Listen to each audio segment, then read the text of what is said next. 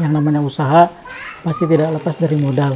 Meskipun yang modal usaha itu bukan satu-satunya elemen yang paling utama, tapi sangat penting juga menunjang keberlangsungan gitu kan usaha tersebut. Ya alhamdulillah dengan adanya modal tersebut ya minimalnya saya masih bisa eksis menjalankan usaha terus berkesinambungan sehingga ya minimal keluarga saya bisa saya nafkahi dengan baik. Seperti itu, alhamdulillah.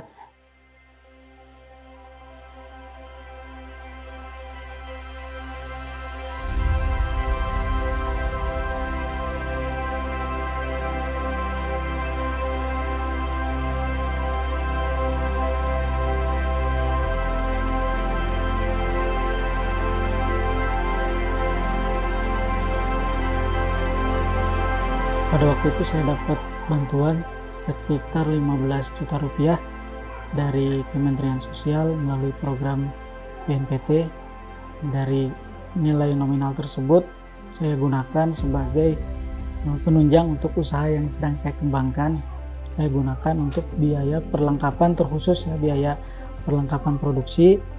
Itu yang pertama difokuskan ke sana seperti ya oven, terus sealer, alat-alat baking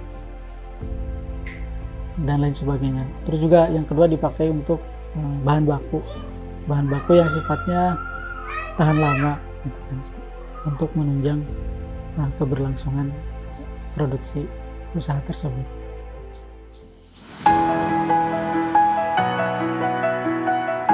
Dulu saya sempat menjadi freelance ya, bekerja freelance sebagai desain grafis, terus web development, ya semua yang berkaitan dengan programmer pembuatan website untuk UMKM dan lain sebagainya. Untuk kesibukan sekarang ya alhamdulillah, yang pertama mungkin difokuskan untuk mengembangkan usaha orang tua. Di samping itu juga saya membuka bidang usaha yang memang tidak jauh hubungannya dengan yang ibu saya kelola. Jadi ibu saya punya warung nasi, terus nambah inovasi produk, saya nambah coba di bidang makanan tradisional, olahan tradisional untuk melengkapi kebutuhan dan permintaan konsumen. Kami merekomendasikan yang bersangkutan ada 2 faktor utama, yaitu yang pertama faktor penilaian. Dari hasil penilaian yang dilakukan oleh BNPT dan Densus sudah menyatakan bahwa yang bersangkutan secara sadar sudah melepas baiatnya kepada jaringannya terdahulu. Kemudian faktor yang kedua itu adalah kami melihat potensi yang dimiliki yang bersangkutan dalam hal menjalankan kewirausahaan. Kemudian didukung juga dengan kemauan untuk maju dan terus belajar untuk terus meningkatkan potensi yang dimiliki. Ditambah yang terakhir itu adalah kesadaran sosial yang tinggi dari yang bersangkutan untuk turut mendukung juga masyarakat-masyarakat yang ada di sekitarnya. Untuk kendala yang pertama mungkin masih minimnya kemampuan ya, karena ini pertama kali saya terjun di dunia usaha kuliner, khususnya untuk tradisional yang sifatnya memang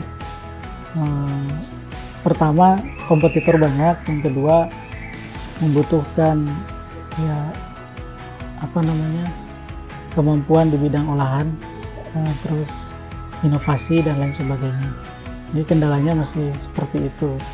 Untuk jenis usaha yang sedang saya kembangkan saat ini ya diantaranya memang kue tradisional, semacam kalau di istilah Sunda awuk ya, ada awuk, ada kue putu ayu, ada risol, ada pastel, terus ada kue sus, terus macam-macam bolu kukus, bolu ketan, dan ya semacam kue pie juga, tart dan lain sebagainya.